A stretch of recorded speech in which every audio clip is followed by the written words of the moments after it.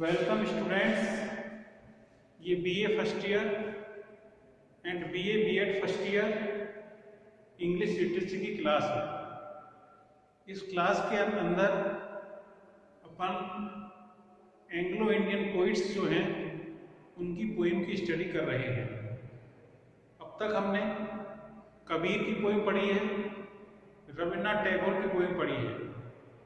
आज हम next poem पढ़ने जा रहे हैं जिसका नाम है song of Radha the milk made. Song of Radha the milk made poem जो है एक डिवाइन लव को लेकर है। डिवाइन लव वो होता है जिसके अंदर एक पवित्र प्रेम की बात की जाती है। This is the poem about pure love. ये प्योर लव को लेकर पोइम है। इस पोइम के अंदर राधा जो है वो लॉर्ड कृष्णा से अथाह प्रेम करती हुई बताई गई है। ये बताया गया है how much love Radha does to lord Krishna, कि राधा मतलब लॉर्ड कृष्णा से कितना प्रेम करती थी, ये बात इसमें दर्शाई गई है। जब भी वो मतलब कृष्ण के बारे में सोचती थी, अपने विलम्ब के बारे में सोचती थी, प्रेमी के बारे में सोचती थी, तो वो अपनी जो सुध-बुध होती थी, जो सोच होती थी, जो कार्य होता था, उसको भूल जाती थी और वो सिर्फ उन्हीं के बारे में सोचने लगती थी। कोई भी कार्य कर रही हो, उस कार्य को करते करते वो कृष्ण की मेमोरी में खो जाती थी और पूरी तरह उसमें डूब जाती थी। यही बात इस पोइम में बताई गई है। इस पोइम को सरोजिनी नायडू नामक पोइटेस ने लिखा है, जो एक जानी मानी इंडिया की पोइट या पोइटेस है। सबसे पहले इस पोइम को पढ़ने से पहले हम सरोजिनी नायडू के बारे में थोड़ा बहुत जान लें तो ठीक होगा। तो हम जानते हैं कि सरोजिनी नायडू जो थी वो एक फेमस इंडियन पोइट थी। उनका जन्म 1879 में हुआ था। उनकी डेथ जो थी वो 1949 में हुई थी। ये उनका लाइफ पीरियड था 1879 टू 1949। और सरोजिनी नायडू जो थी केवल पोइट ही नहीं थी, साथ ही साथ वो एक पॉलिटिशियन भी थी। उन्होंने पॉलिटिक्स में भी हिस्सा लिया। ये वो समय था जब भारत जो था आजादी के लिए संघर्ष कर रहा था। तो वो एक तरह की इंडियन पॉलिटिकल एक्टिविस्ट, वो एक तरह की राजनीति में कार्य करने वाली भी थी, वो पोइटेस भी थी। और ऐसा माना जाता है कि सरोजिनी नायडू जो थी एक इम्पोर्टेंट फिगर, एक महत्वपूर्ण पर्सनैलिटी रही, एक महत्वपूर्ण व्यक्तित्व उन्होंने रखा। किसके अंदर? इंडिया स्ट्रगल, जब भारत स्ट्रगल कर रहा था, संघर्ष कर रहा था, काई के लिए? फॉर इंडिपेंडेंस, आजादी के लिए। When India was struggling for independence, she took active part in it. तो उन्होंने पूरा हिस्सा लिया। काई से? कॉलोनियल रूल, कॉलोनियल और ब्रिटिश रूल। ब्रिटिश ने भारत, उस समय भारत के ऊपर ब्रिटिश का शासन था। तो सरोजिनी नायडू जो थी उन्होंने काफी अपना कंट्रीब्यूट किया, इंडियन पॉलिटिक्स में हिस्सा लिया और काफी इंडिया की आजादी दिलाने में अपनी है कि जितना वो कर सकती थी। दूसरी बात जो ध्यान रखनी है, मेन बात जो है, शी अर्न्ड द सोब्रिट्यूड। सोब्रिट्यूड का मतलब है निकनेम, उपनाम या पदवी, जिसे हिंदी में कह सकते हैं। उन्हें एक पदवी दी गई थी। क्या दी गई थी? The Nightingale of India. Bharat की नाइटिंगेल किसे कहा जाता है? सरोजिनी नायडू को कहा जाता है। Sarojini Naidu is called the Nightingale of India और भारत कोकिला। तो दूसरे ये भी कह सकते हैं, she was also called Bharat Kokila. उन्हें भारत कोकिला भी कहा जाता था या नाइटिंगेल ऑफ इंडिया भी कहा जाता था। तो हमने जानकारी ले ली, मैंने आपको पोइम के बारे में बता ही दिया। ये डिवाइन लव को लेकर पोइम है, एक प्योर लव को लेकर पोइम है। प्रेम किसका है? राधा का। किसके प्रति है? कृष्ण के प्रति। अब हम इस पोइम की एक लाइन को पढ़ेंगे और समझने की कोशिश करेंगे इस पूरी पोइम में क्या बताया गया है। तो हम पढ़ते हैं बारी बारी से पोएम की लाइन है।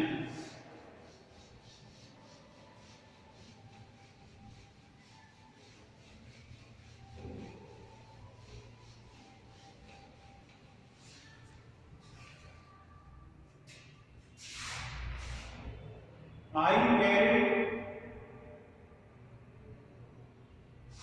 my curds to the Mathura fair. How softly the heifers were lowing. I wanted to cry, who will buy the curds that is white as the clouds in the sky. When the breezes of Shravan are blowing,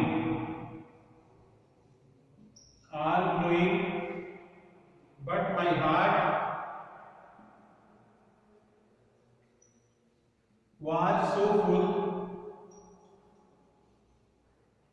of your beauty, beloved. They laughed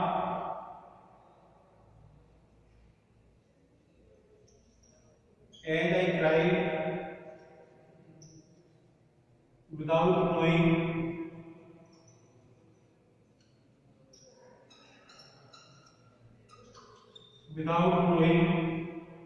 Govinda, Govinda, Govinda, Govinda, Govinda, Govinda. How softly.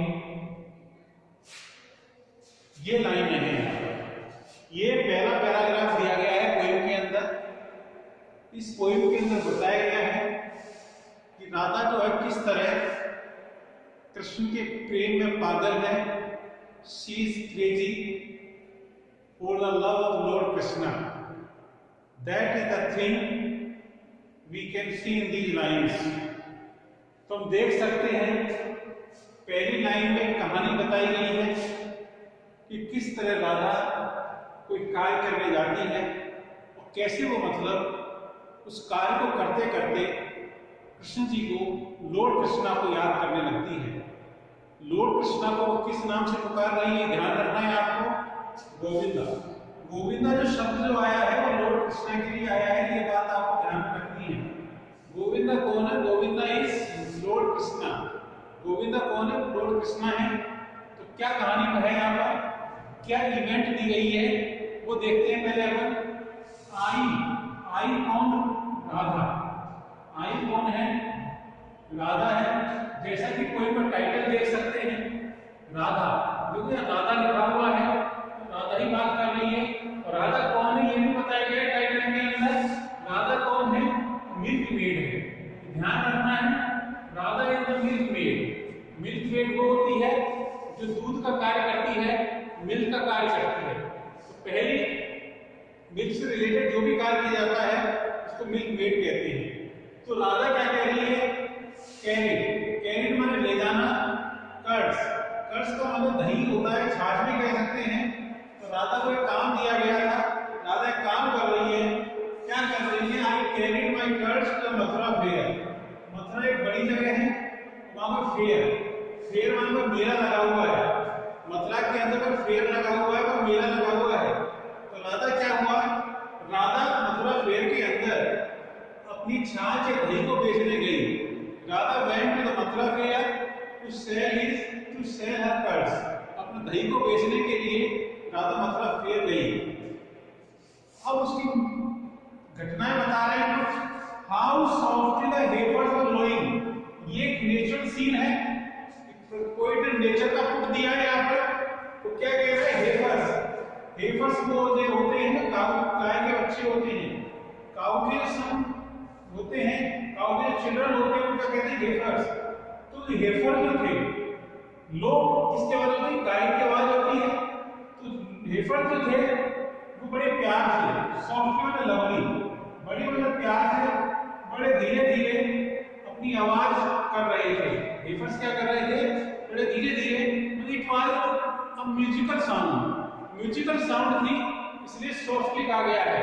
Musical sound होती है, soft होती है, तेज sound होती है, soft नहीं होती है। तो म्यूजिकल साउंड जो थी उसके बारे में बताया गया है, किस तरह हेफर जो थे वो मतलब अपनी आवाज कर रहे थे। मतलब आवाज करने का मतलब they were creating music in nature. Heifer जो थे वो नेचर के अंदर म्यूजिक क्रिएट कर रहे थे, and that music was very heart touching. Music जो था बहुत दिल को छूने वाला था। ये पोएटेस इस पंक्ति के द्वारा बताना चाहती है। तो आगे कहती है, आई वांटेड टू क्राई, मैं भी क्राई करना चाहती थी, क्योंकि एक प्रथा थी, जब तक आप बताओगे नहीं तो कोई आपका सामान नहीं खरीदेगा। तो दुकान पे लेकर तो बैठी नहीं थी, तो बैनर वगैरह था नहीं, तो लोगों को कैसे पता लगे कि क्या बेचना चाहती है। तो चिल्लाना चाहती थी, क्या कहना चाहती थी, who will buy the curds, कौन खरीदेगा इस दही को, that is white as the clouds in the sky. ये यहाँ देखो एज है, एज आता है, एज आता है जब एक तरह की सिमिली का यूज होता है। एज लाइक आता है, मैंने बताया था, सिमिली उपमा है, उसका यूज होता है। तो वो कह रही है मेरा दही जो था बिल्कुल बादलों की तरह सफेद था, मतलब curd is being compared to the clouds, curd is being compared to the clouds. Curd की तुलना किससे की जा रही है, क्लाउड से की जा रही है। तो कह रही मेरा दही जो था बिल्कुल आसमान में बादलों की तरह व्हाइट था। When the brigade of servant was reached, अगली लाइन में उसने नेचर का आपको दे दिया। अगली लाइन में नेचर को देख सकते हैं।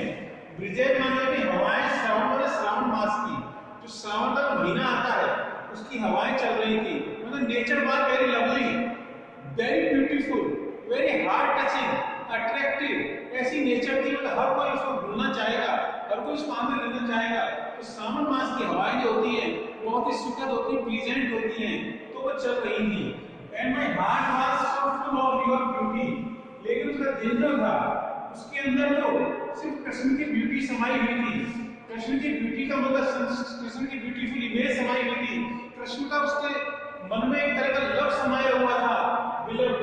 और वो कौन बिलव्ड, कौन है, कृष्ण के लिए आया है, लॉर्ड कृष्णा के लिए बिलव्ड है। बिलव्ड वर्ड जो है वो लॉर्ड कृष्णा की इंग्लिश सब बातें बता रहा हूँ, ध्यान रखना है आपको। ये बातें आप आंसर में लिखनी जो बोल रहा हूँ, जब इसकी एक्सप्लेनेशन दी, आपको एग्जाम में एक एक्सप्लेनेशन दिए, मतलब पार्ट दिया जाता है, जो भी बोल रहा हूँ सब आपको लिखना है वहां पर। दे लाभ, दे कौन आया, पीपल, ये दे जो है लोगों के लिए आया है।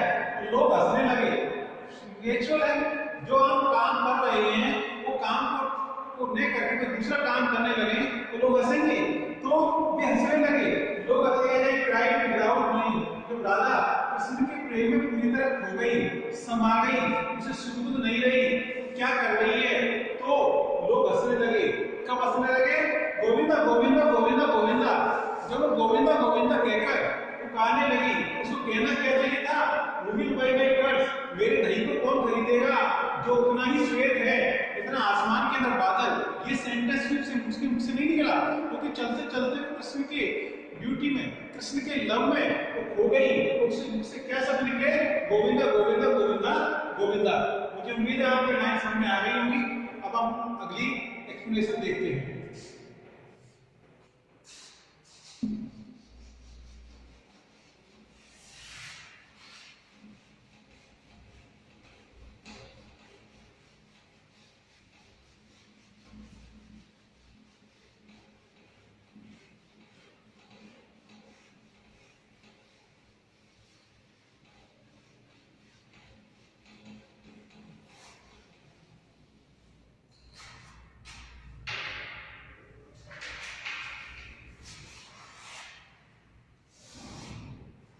आगे देखते हैं, how softly the river was flowing, how softly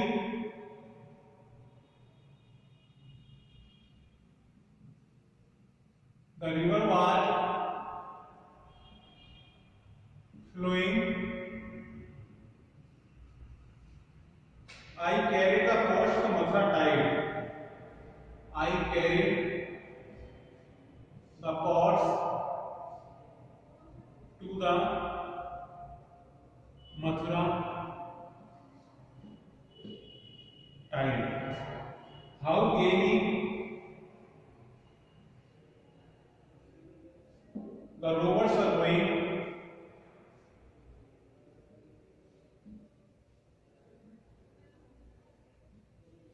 Were rowing. My comrades called.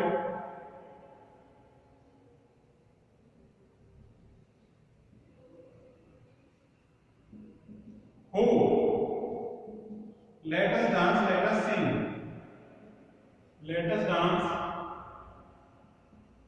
Let us sing. And wear saffron garments to welcome the spring, to welcome the spring, and pluck the new buds that are growing, and pluck the new buds that are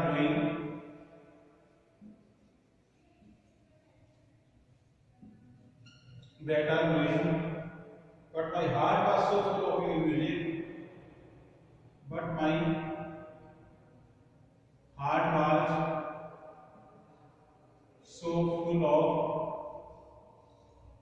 your music, beloved. They mocked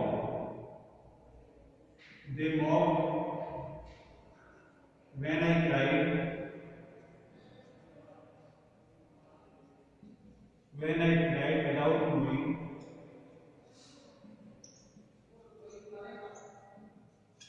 without knowing, Govinda, Govinda, Govinda, Govinda. अब हम आगे देखते हैं अगली पंक्ति में क्या कह रहा है। अगली पंक्ति के अंदर सेकंड इवेंट बताई गई है, दूसरी घटना क्या घटी है बताया गया। पहले इवेंट के अंदर वो कर्ण बेचने गई थी, अब वो कर्ण बेचने नहीं जा रही है, तो दूसरा कार्य कर रही है। तो दूसरा कार्य क्या है देखते हैं। हाउ सॉफ्ट, कोई नेचर का वर्णन, how soft the river was flowing. River मतलब बड़े ही प्यार से, बड़ी ही मतलब smoothly, the river was flowing very smoothly. River जो थी बहुत ही स्मूथली जो थी वो फ्लो हो रही थी, उसका पानी बहता हुआ बहुत ही सुंदर दिख रहा था। I carried the pots to Mathura tide, tide मतलब रिवर। अब वो अपने बर्तन जो थे वो नदी पे गई है अपने बर्तनों को भरने के लिए। बहुत बेहतर, बहुत ही साफ है, बहुत ही सुंदर वेदर है, और वो नदी पे गई है अपने पॉट्स को पानी से भरने के लिए। हाउ गेली, फिर एक नेचर का सीन, गेली वाला हैप्पीली।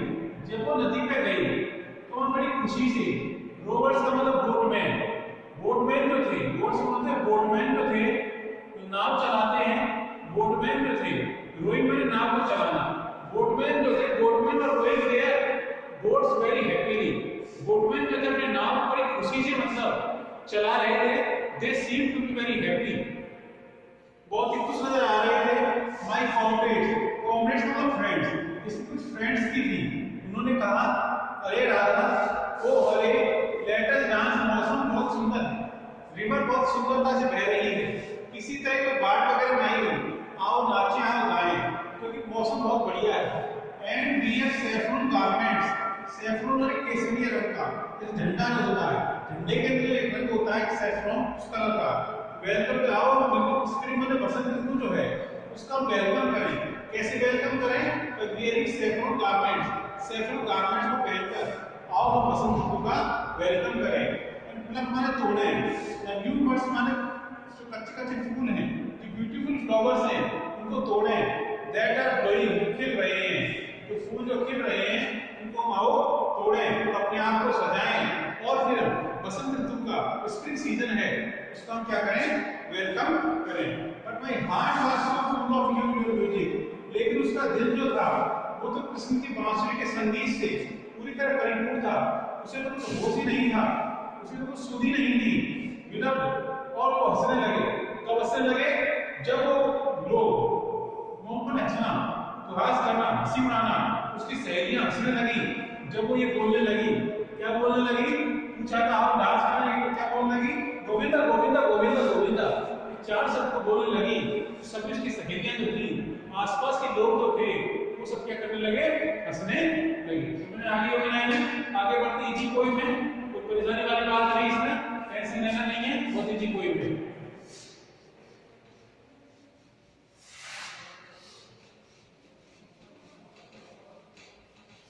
लैंग्वेज बहुत इजी है, सिंपल लैंग्वेज है, स्विफ्ट लैंग्वेज है, वर्ड्स बहुत इजी है। इसमें एक बात में समझ में आने वाली कोई है।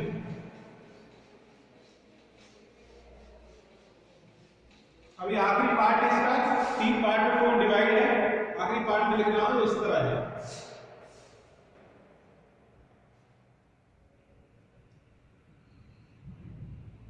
हाउ गेली the river was flowing,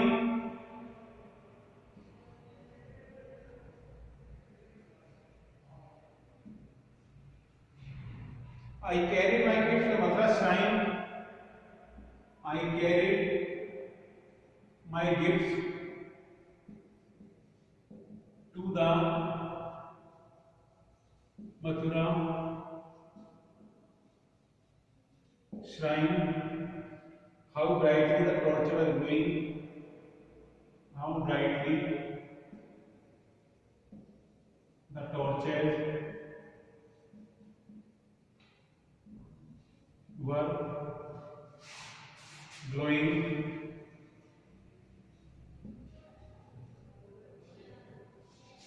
I folded my hands, I folded my hands at the altars to pray. O shining ones, guard us by night and day, and loudly the conch shells were blowing.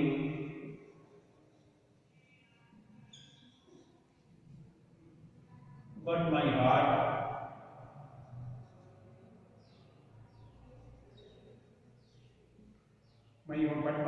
was so lost in your worship.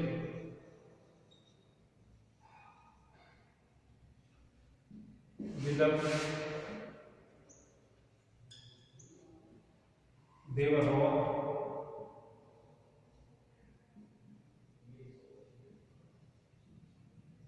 when I cried without knowing.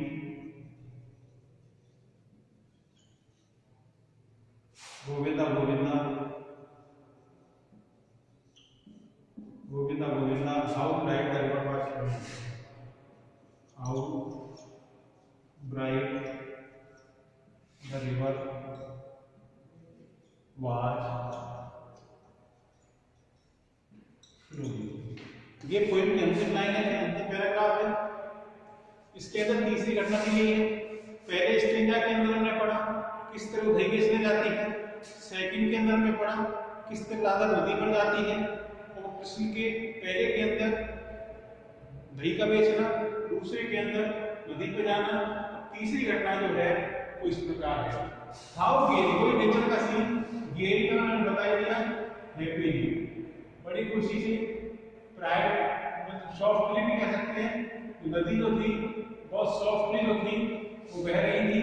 I carried my gifts, gifts बोलते हैं उपहार वगैरह, मतलब shrine, shrine का मतलब temple. अब तो मंदिर रही है, तीसरी घटना मंदिर में है, पहली बाजार में, दूसरी नदी पर, तीसरी टेम्पल में। टेम्पल की घटना बताई गई है, मंदिर की घटना बताई गई है।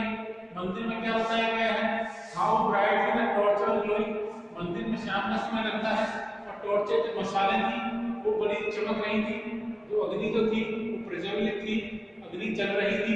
And I folded my hand, मैंने अपने हाथ तोड़ दिए। एट द एल्टर, एल्टर वो जगह होती है जहाँ भेंट चढ़ाई जाती है, एन ऑफरिंग प्लेस। एल्टर क्या होता है, ऑफरिंग प्लेस होता है जब भेंट फूल वगैरह फल वगैरह चढ़ाए जाते हैं। तो मैंने अपने एल्टर के सामने अपने हाथों को जोड़ लिया प्रे करने के लिए। क्या प्रे करना, अरे शाइनिंग वंस, अरे देवी देवताओं, अरे गॉड्स एंड गॉडेसेस, गॉड्स हमारी रक्षा करना, डे एंड नाइट और नाइट और डे, दिन रात हमारी रक्षा करना, हमारे ऊपर कोई दुख नहीं आए, ऐसी उसने प्रार्थना की। एंड लाउडली, और क्या हो रहा था, कौन से वो संत जो थे तो ग्लोइंग में बज रहे थे। कुछ पुजारी लोग जो थे, कुछ प्रीस्ट लोग जो थे वो शंख बजा रहे थे।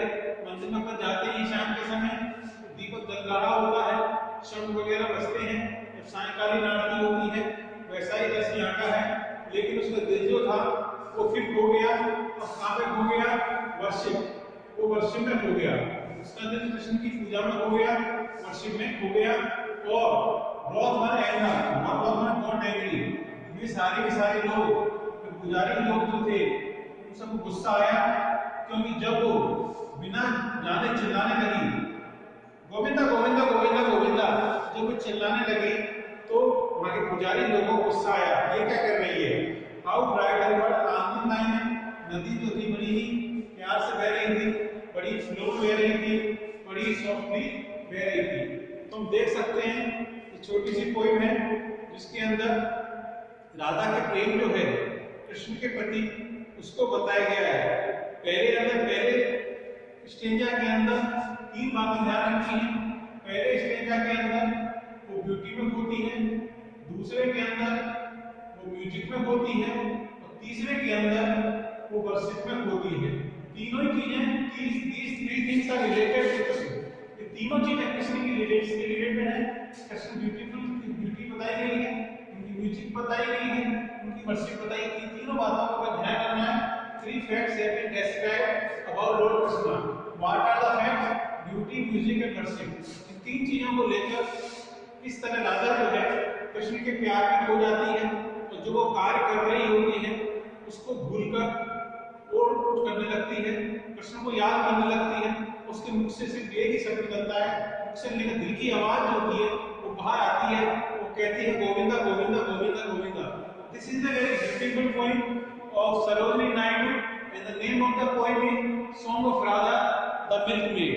ये पोइम है, आपको पसंद आई होगी, समझ में आ गई होगी। और इस पोइम को आप अपने कॉलेज के ऐप पर भी देख सकते हैं। तो चाहे तो यूट्यूब चैनल जो है अपना रोमन इंग्लिश क्लास है, जब आप यूट्यूब के अंदर ये नाम डालेंगे रोमन इंग्लिश क्लास है, तो वहाँ BA first year BA English literature का एक प्लेलिस्ट बनी हुई है। वहाँ पर सारे वीडियो आपको मिलेंगे, पिछले भी और आने वाले भी, और ये वीडियो वहाँ मिलेगा। आप वहाँ पे इसको वॉच कर सकते हैं। वीडियो पसंद आए तो आप उसको लाइक भी कर सकते हैं और चैनल को सब्सक्राइब भी कर सकते हैं। That's all for today, thank you.